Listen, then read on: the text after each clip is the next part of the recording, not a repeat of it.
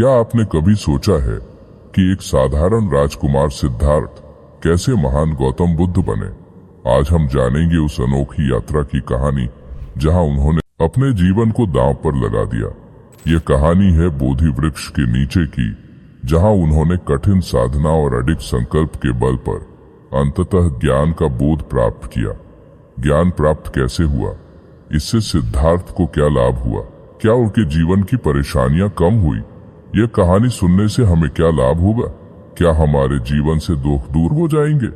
ऐसे कई सवाल आपके मन में आ रहे होंगे। तो चलिए देरी न करते हुए कहानी शुरू करते हैं और खुद देखते हैं यह कहानी हमें कैसे लाभ देती है। वीडियो में अंत तक बने रहे। सिद्धार्थ का जन्म एक समृद्ध राज परिवार में हुआ था।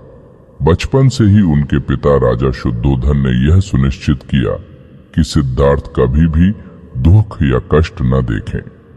लेकिन एक दिन जब सिद्धार्थ अपने रथ पर सवार होकर नगर भ्रमण पर निकले तो उन्होंने 4 दृश्य देखे। एक वृद्ध व्यक्ति, एक बीमार व्यक्ति, एक मृत व्यक्ति और एक सन्यासी। ये 4 दृश्य उनके मन में एक गहरी छाप छोड़ गए। उन्हें एहसास हुआ कि संसार में सुख समृद्धि के अलावा दुख, बीमारी और मृत्यु भी जीवन का हिस्सा है। उन्होंने सोचा, अगर जीवन का अंत दुखद है तो इसका वास्तविक अर्थ क्या है? क्या कोई ऐसा मार्ग है जो इस दुख से मुक्ति दिला सके? इन्हीं सवालों ने उन्हें घर परिवार छोड़कर सच्चाई की खोज में निकलने के लिए प्रेरित किया। सिद्धार्थ ने कई वर्षों तक कठोर तपस्या की। उन्होंने अन्न जल का त्याग किया और अपना शरीर हड्डियों का पिंजर बना लिया। उन्हें लगा कि आत्म पीड़ा और तपस्या से ही सच्चाई का बोध होगा। लेकिन कुछ समय बाद उनका शरीर इतना कमजोर हो गया कि वे चलने फिरने में भी असमर्थ हो गए। तब एक दिन उन्होंने सोचा, यदि मैं इस तरह से मर गया तो क्या मेरा यह प्रयास व्यर्थ नहीं होगा? तभी एक गांव की महिला सुजाता ने उन्हें खीर का कटोरा दिया। उन्होंने वह खीर ग्रहण की और महसूस किया कि इस तरह की अति तपस्या से भी ज्ञान प्राप्त नहीं किया जा सकता। यहाँ से सिद्धार्थ ने यह समझा कि जीवन के लिए मध्य मार्ग ही सही है, न तो अत्यधिक विलासिता, न ही अत्यधिक कष्ट।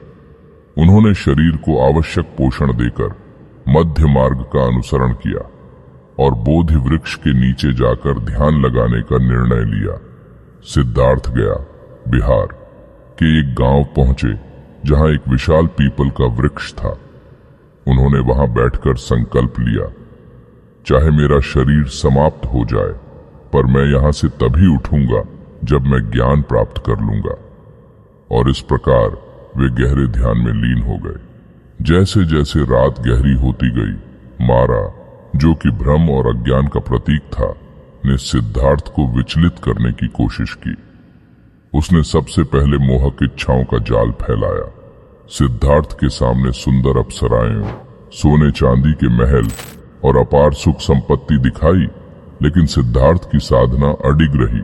जब मारा ने देखा कि लालच सिद्धार्थ को हिला नहीं सकता, तो उसने भयंकर भय का सहारा लिया। उसने डरावने राक्षसों और दुष्ट आत्माओं को सिद्धार्थ पर आक्रमण करने भेजा। भयंकर आंधियां चली, बिजली कड़की और चारों ओर अंधकार फैल गया। लेकिन सिद्धार्थ अपनी ध्यान मुद्रा में जमे रहे, मानो कोई बाहरी शक्ति उन तक पहुंच ही न सके। अंततः मारा ने अपना सबसे बड़ा अस्त्र चलाया। उसने सिद्धार्थ के सामने अपने अहंकार को लाया। मारा ने कहा, तुम कौन हो जो ज्ञान का दावा करते हो? तुम्हारे पास ऐसा कौन सा प्रमाण है कि तुम इस सत्य को जान सकते हो? सिद्धार्थ ने तब धरती को छूते हुए कहा, यह धरती ही मेरी साक्षी है। उस क्षण धरती कांप उठी और रोशनी फैल गई। मारा का सारा भ्रम मिट गया और उसकी सेना भाग खड़ी हुई। सिद्धार्थ ने अपनी आत्मा की गहराई में जाकर सच्चाई का बोध प्राप्त कर लिया। उन्होंने जीवन के चक्र को समझा, जीवन, मृत्यु और पुनर्जन्म का चक्र।